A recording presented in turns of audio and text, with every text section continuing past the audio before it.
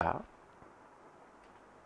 देखिए नॉर्मली क्या होता है कि जो इस्लाम की सेना हिंदुस्तान में जीत रही थी, ये अपने आप में बहुत बड़ी बात थी। लेकिन जब इस्लाम की सेना हिंदुस्तान में जीत रही थी उस समय सूफियों ने गजल लिखा। गजल होता है दर्द और पराजय के गीत। रात का समय, शाम का समय, धुंधलापन, मदिरा, धुंधली रोशनी, निराशा का वातावरण, बैठ के अपने दर्द को याद कर रहे हैं और गजल सुन रहे हैं। लेकिन जिस समय उनका कहना है कि जब भारत में मुस्लिम सेना जीत रही थी तो सूफियों को गजल गाने की जरूरत क्यों पड़ी, वो दर्द के गीत क्यों गाए? इसका मतलब है उन्होंने हिंदुओं के प्रति सिंपैथी दिखाई जो पराजित थे। अब तुम्हारे मन में यह भाव आ रहा होगा कि सर ये कैसे हो सकता है, ऐसा नहीं होगा। ऐसा नहीं होता। इंटरप्रिटेशन में एक इंटरप्रिटेशन यह है, उसको स्वीकार करो, लिखो, मार्क्स लाओ, ज्यादा माथापच्ची मत करो। समझ रहे हो मेरी बात? ह्यूमैनिटीज में बाल की खाल निकाली जाती है। ये बाल की खाल इसी तरह जो बड़े बड़े स्कॉलर्स होते हैं ना, बाल की खाल निकालते हैं, उसे थोड़ा सा खींचो, डालो, आगे बढ़ जाओ। तो this is the one of the interpretation. तो हरवंश मुखिया बड़ा मेडिवल हिस्ट्री के बड़ा अथॉरिटी माने जाते हैं, मतलब अच्छे स्टूडेंट, उनका इंटरप्रिटेशन है, बढ़िया है। और दूसरा देखो, सूफी संतों ने भारत में धर्मांतरण को प्रोत्साहन दिया। अब तुम कहोगे लेकिन सर आपने उतना बड़ा पैमाना, तो जहां उसका सीमा बतानी होगी वहां सीमा की बात होगी, लेकिन ओवरऑल धर्मांतरण को प्रोत्साहन तो मिला है ना। पॉइंट नंबर थर्ड, सूफी संतों ने भौतिक सुखों के प्रति तिरस्कार का भाव दिखाकर मुस्लिम युवकों में स्वचरित्रता को प्रोत्साहन दिया। अब जैसे आप कंबल का कपड़ा पहनता है तो उसके सामने तो रेशमी कपड़ा पहनते तुम्हें शर्म ही आएगी ना। जो शरीर को चुभ रहा हो, कंबल का कपड़ा पहनता है, मतलब भौतिक सुख के प्रति एक प्रतिक्रिया का भाव है ना, है कि नहीं? तो वो तो तुम्हें नेचुरली आएगा। नेक्स्ट वन आप देखते हो कि सूफी संतों ने भारत में मुस्लिम शासन को स्वीकृति दिलवाई। ये तो मैंने पीछे ही कह दिया है। पांचवा, अनजाने ही सूफी संतों के द्वारा आर्थिक गतिविधियों को भी प्रोत्साहन दिया गया। उदाहरण के लिए कुछ सूफी संत जंगलों में बस गए, धीरे धीरे वहां श्रद्धालुओं का आगमन हुआ, अतः जंगलों को साफ किया गया, आबादी विकसित हुई तथा कृषि का विस्तार हुआ। ये बहुत ही नेचुरल है। अब मान लो जिस समय शेख मुनीजुद्दीन चिश्ती अजमेर में बसे थे, वो तो पूरा जंगल था, वो बसे इसलिए जंगल कटे, वहां कृषि विकसित हुई, लोग आकर बसे, धीरे धीरे फिर वो टाउन्स का भी रूप लेता चला गया। तो जहां सूफी संत बसते वहां पर आर्थिक गतिविधियां, चूंकि देखो वैसे भी जो धर्म स्थल है वहां तो विकास हो ही जाता है ना। पहाड़ों के बीच तुम देखते हो होटल बन जाते हैं आज भी। क्या क्या बनता था? सूफियों में तो मंदिर नहीं बनता, लेकिन उनका खानकाह तो है ही, खानकाह है, वहीं पर आर्थिक गतिविधि। अब देखो जहां हजारों लोग जाएंगे और पैसे खर्च करेंगे तो सरप्लस आएगा, तो कुछ ना कुछ तो विकास हो ही जाएगा ना। जो जाएंगे वो रहेंगे तो उनको रहने के लिए मकान चाहिए, निवास स्थल चाहिए। जब वहां पर कुछ लोग देखेंगे कि जहां हमारे गुरु ही रह रहे हैं तो हम भी वहीं रहेंगे, तो वहां जाके 1000, 2000, 10,000, 5000, 10,000 लोग जाके बस जाएंगे तो टाउन के रूप में डेवलप कर जाएगा। तो बहुत सारी संभावना बनती है। कुछ सूफी खानकाहों के आसपास आर्थिक गतिविधियों को प्रोत्साहन, फिर उनके विकास कस्बे एवं नगर के रूप में हो गया नेचुरली। सूफी खानकाहों में बड़े पैमाने पर ताबूजों की बिक्री के कारण धन का संचय हुआ। फिर इन खानकाहों के द्वारा व्यापारियों को पूंजी मुहैया कराई जाने लगी। शीघ्र वे खानकाह व्यापारियों के मिलन स्थल बन गए। अब देखो खानकाहों में जो ताबीजों की बिक्री होती थी, ताबीजों की बिक्री से उन्होंने पैसों का काफी संचय किया। तो जब ताबीजों की बिक्री से पैसों का संचय हुआ तो नेचुरली वो है कि वो पैसा क्या करते, हालांकि इस्लाम में सूदखोरी मना है, सूफी लोग तो बहुत कर, सिर्फ इस्लाम में मदिरा भी मना है, लेकिन सूफी संत तो मदिरा पान भी करते ही थे, ईश्वर के संगीत का सहारा लेते थे, संगीत भी वर्जित ही है, संगीत का सहारा लेते थे, मदिरा पान करते थे। तो उन्होंने क्या किया, पैसा संचय होगा तो व्यापारियों को वहां पर पूंजी भी मिल जाती थी। तो अब धीरे धीरे बहुत सारे व्यापारी सूफी खानकाह में मिलने लगे, तो व्यापारियों का मिलन स्थल ही बन गया। अब the merchants were sitting in Sufi खानकाह, आपस में मिले, कम्युनिकेट किया, ट्रेड किया। सूफी धर्म ने भारत में समन्वित संस्कृति को प्रोत्साहन दिया। सूफी कवियों ने भारतीय भाषा अवधी और पंजाबी को अपनाया तथा अपनी रचनाओं में हिंदुओं के घरों की कहानी को जगह दी। अब कहा जाता है कि कबीर दास ने दो विरोधी प्रतीत होती हुई सत्ता की एकता का एहसास दिया। किसी क्रिटिक ने कहा कि कबीर दास ने दो विरोधी नजर आ रही सत्ता की एकता का एहसास दिलाया, लेकिन जब वास्तविक जीवन की एकता की झलक देने की जरूरत पड़ी तो वो जायसी ने किया। जैसे कबीर दास ने यह देखा कि ईश्वर और अल्लाह एक है, जब ईश्वर और अल्लाह एक है तो उनके अनुयायी भी एक है, हिंदू मुसलमान दो क्यों, यही प्रश्न उठाया कि जब ये और जब इनके हेड और इनके हेड दोनों एक हैं तो ये दोनों दो भाग में क्यों बटे हों, फंडामेंटल क्वेश्चन उठाया। लेकिन ये तो उन्होंने आध्यात्मिक सत्ता के विभाजन का एहसास दिया ना और दिखाया, और आध्यात्मिक सत्ता की एकता की बात की। लेकिन वास्तविक जीवन की एकता की बात हुई तो सूफियों ने जायसी ने दिखाई। इसका प्रतीकात्मक अर्थ है कि उन्होंने हिंदुओं के घरों की कहानी हिंदुओं की भाषा में सुनाई, जिसे हिंदू मुसलमान ने दोनों संस्कृतियों का आपको एकीकरण देखने को मिलता है। तो वास्तविक जीवन का जो एकीकरण है वो जायसी ने बताया। और एक तरह से कहो तो कोई भी संत, बुल्ले शाह या जो भी संत को, कुल मिलाकर हम संगीत के विकास में सूफियों का विशेष योगदान है। सूफी खानकाहों में संगीत की एक विशेष शैली कव्वाली का विकास हुआ। कुल मिलाकर हम कह सकते हैं कि सूफी धर्म इस्लाम का मानवीय चेहरा है। इसकी प्रासंगिकता प्रत्येक युग में बनी रही।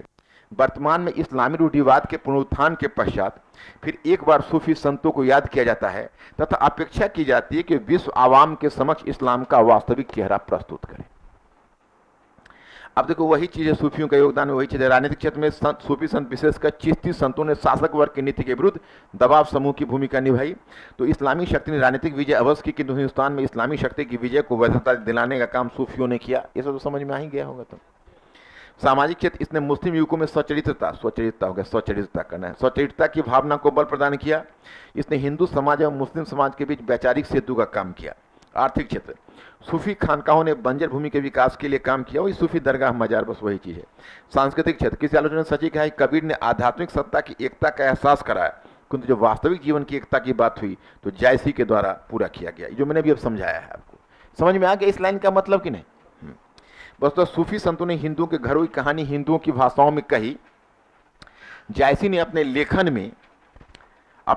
में अवधी भाषा का प्रयोग किया, वहीं बुल्ले शाह एवं कुछ अन्य संतों ने पंजाबी भाषा का उपयोग किया। अदू संतों ने उर्दू भाषा साहित्य के विकास में भी अपना योगदान दिया।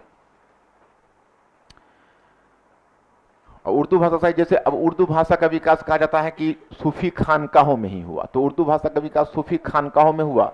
तो भारतीय भाषा और फारसी भाषा दोनों के संपर्क से, वैसे तुम देखते हो नहीं कि लोग नॉर्मली क्या करते हैं कि मिलीजुली भाषा का प्रयोग करना शुरू कर देते हैं।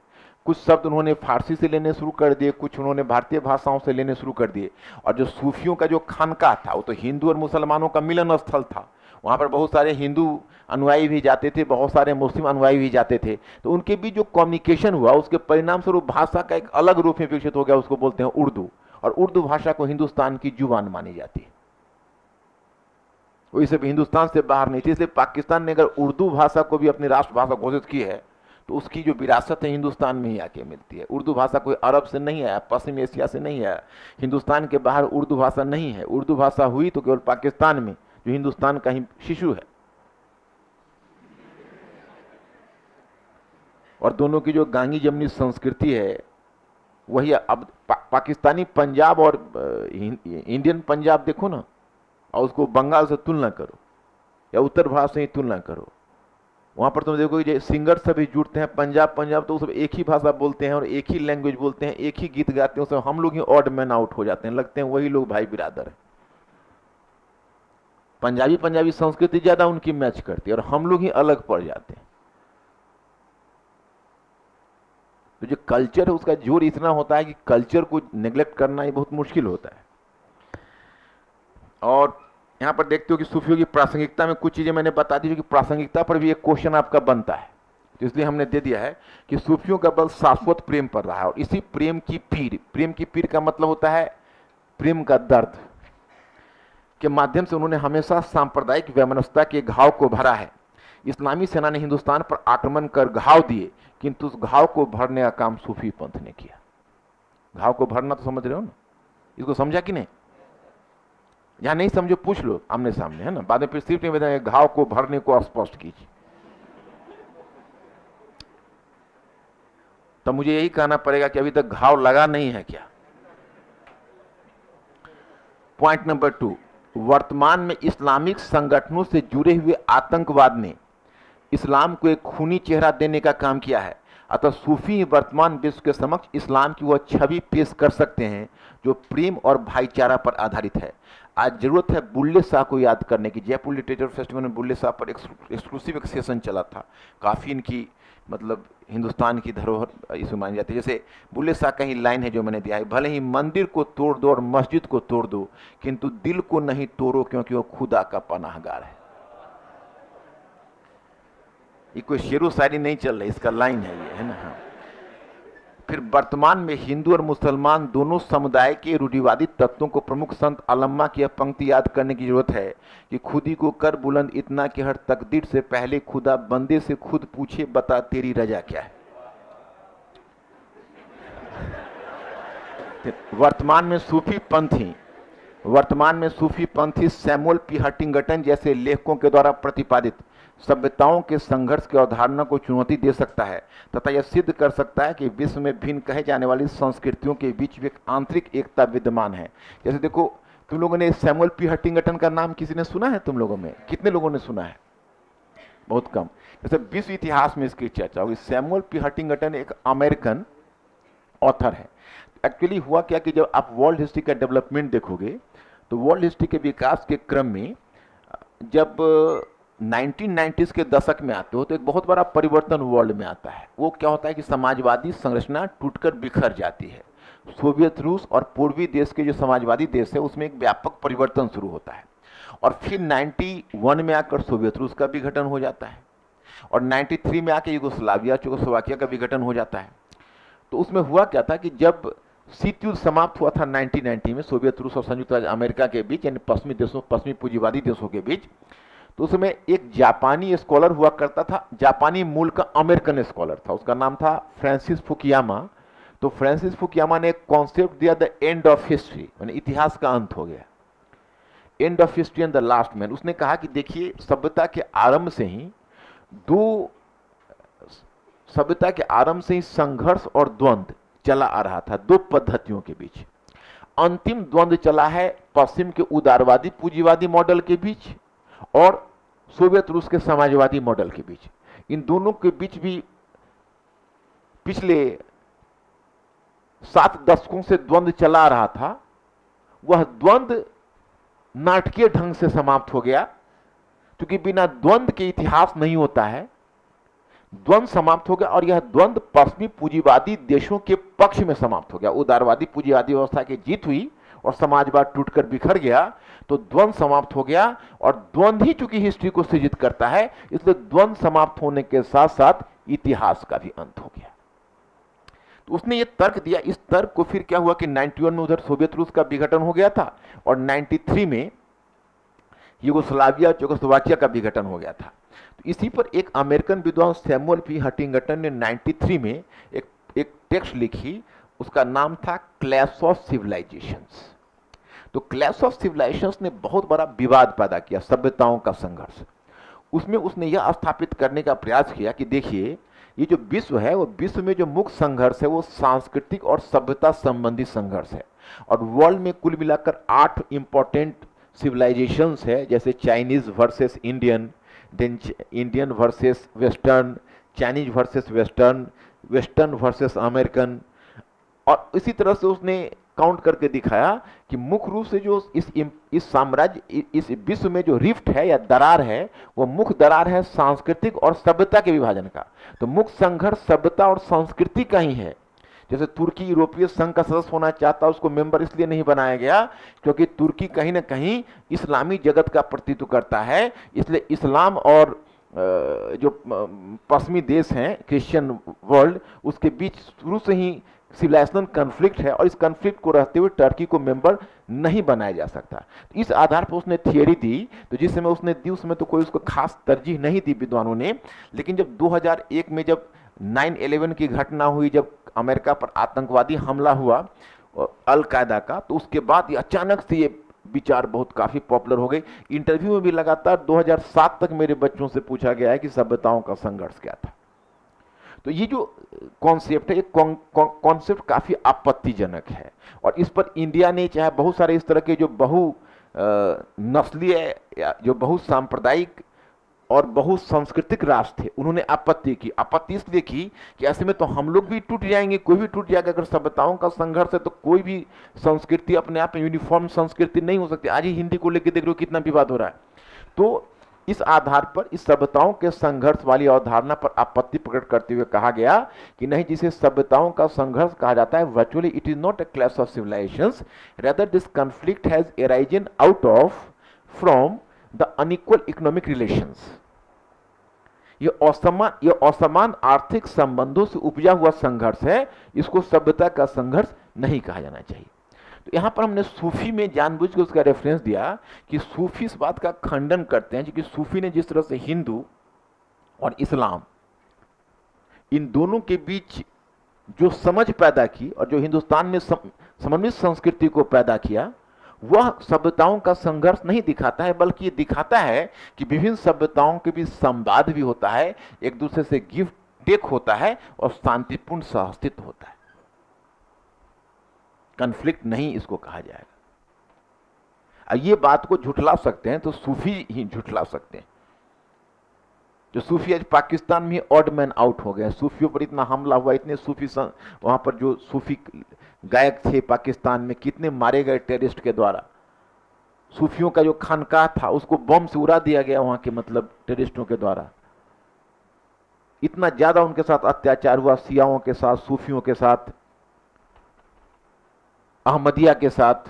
अहमदिया भी एक इस्लाम में अंतर्गत है। इसलिए जब मोहम्मद जिन्ना ने कहा कि हिंदू और मुसलमान दोनों दो राष्ट्र हैं, तो पहली आपत्ति तो यही होती है, जैसे हिंदू आपस में संगठित नहीं है, हिंदू आंतरिक रूप में विभाजित है, उस तरह इस्लाम भी आंतरिक रूप में विभाजित है। आप पूरे मुसलमान का मुलम्मा चढ़ा के आप अपने समाज में शोषण नहीं कर सकते। आपके समाज में विभाजन है, और उस समाज में भी वहां पर आप नस्ल के आधार पर, जाति के आधार पर भी डिस्क्रिमिनेशन है। जो अजलाफ मुसलमान, जिसको धुनिया और निम्न किस्म के मुसलमान कहते हो, उसको उच्च किस्म के, जो उच्च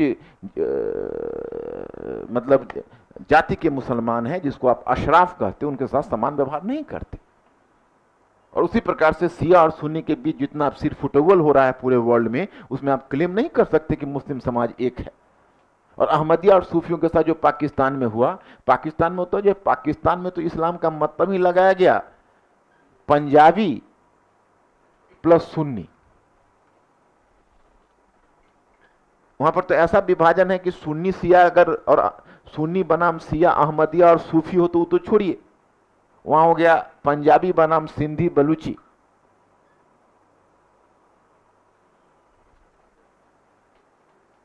मेरी बात आप लोग तो समझ में आ रही है? समझ में आई कि ऊपर ही ऊपर निकल गया? फिर बाद में स्लिप भेजोगे कि समझाइए, इसलिए अभी ही पूछ लीजिए ना हमसे। किसी को कोई क्वेश्चन है बोलो। क्लियर हुआ आप लोगों को? थोड़ा बहुत अचंभे में लग रहे हो, मतलब क्लियर हुआ ना? हाँ, क्यों अत्याचार करता? फिर तुमको लग रहा है क्वेश्चन उठपटांग है। हाँ हाँ,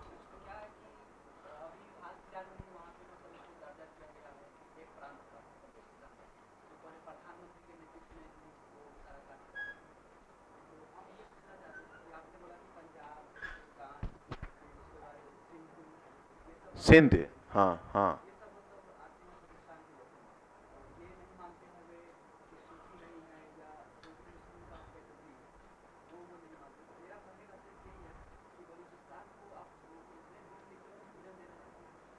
उतने दिन से यही बात तो मैंने कही है तुमको। मैंने कहा कि बलूची के साथ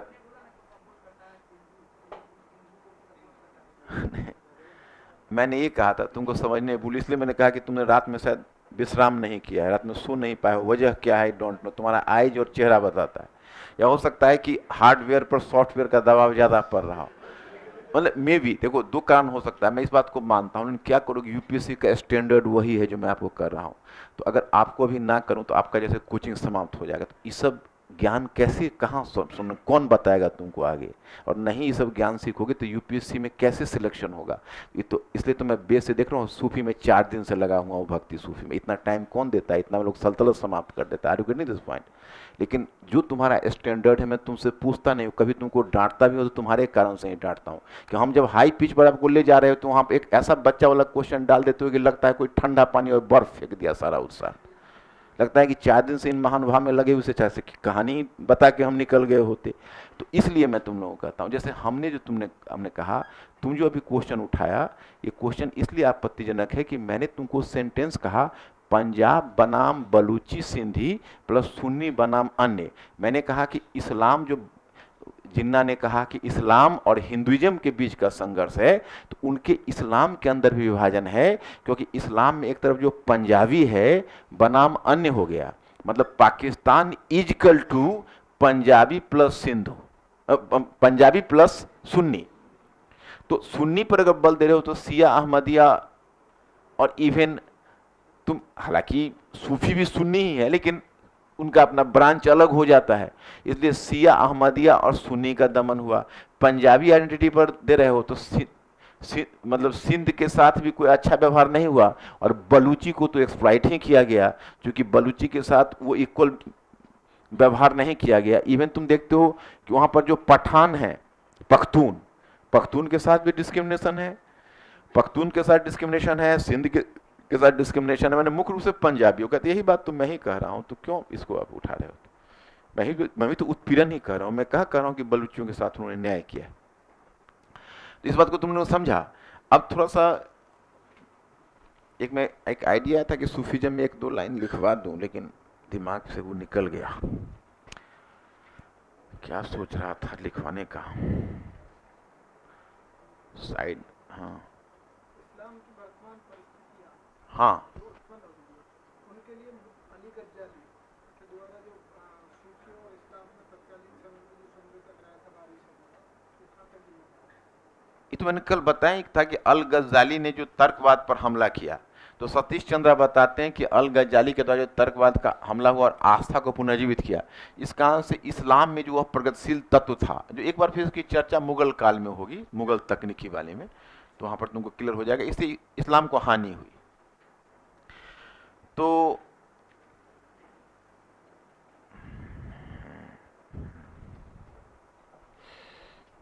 याद आ जाता है तो मैं साइड में तुमको लिखवा दूंगा। फिलहाल तुमने यहां पर सूफी मत की सीमाएं, इसमें 2 मैंने सीमाओं के बारे में भी डाल दिया है कि इन्होंने हिंदू और मुस्लिमों के बीच आध्यात्मिक क्षेत्र में एकता लाने का प्रयास किया, किंतु वास्तविक जीवन में तात्कालिक सामाजिक व्यवस्था को स्वीकार किया, उसमें कोई मूल बदलाव लाने का प्रयास नहीं किया। मतलब देखो, अब वही है जो आपको ने संत में देखा था कि कोई बड़ा सामाजिक आंदोलन खड़ा नहीं कर सके, मौलिक कोई बदलाव नहीं लाया, केवल ऊपरी स्तर पर हिंदू मुस्लिम एकता की बात की, कोई फंडामेंटल चेंज नहीं लाया। दूसरा, चिश्ती के अतिरिक्त अनसूफी संगठन थे जिन्होंने तात्कालिक राजनीतिक सत्ता के साथ सहयोग की नीति अपनाई तथा धर्मांतरण की प्रक्रिया में भी सक्रिय भूमिका निभाई। यहाँ पर आपको बता रहा है कि चिश्ती को छोड़कर जो बाकी थे उनमें वो भी चीज नहीं थी, बल्कि उन्होंने सत्ताधारी वर्ग है उसके साथ सहयोग की नीति अपनाई। तो ये दोनों उनकी सीमा के बारे में बता दिया गया है कि अगर भविष्य में आपको कभी सीमा के बारे में लिखना हो तो आप उसको लिख सकते हो। अब देखो, इसमें मैं 2-3 इसका बिंदु है उसे मैं स्पष्ट करना चाहूंगा। जैसे टाइप ऑफ मॉडल क्वेश्चन लिखो तो